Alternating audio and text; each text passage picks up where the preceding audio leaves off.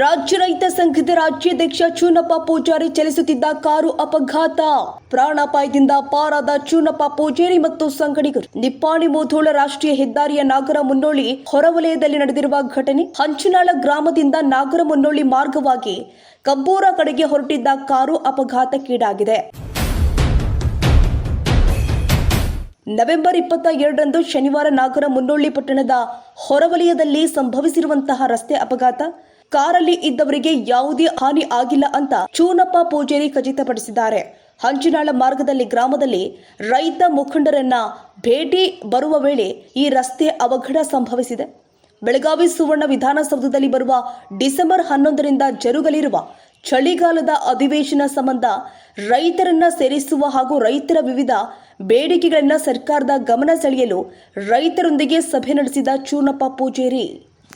ಶಿವಾಜಿ ಮಿತ್ರಿ, ರಾಷ್ಟ್ರ ಕ್ರಾಂತಿ ನ್ಯೂಸ್, ರಾಯಭಾಗ.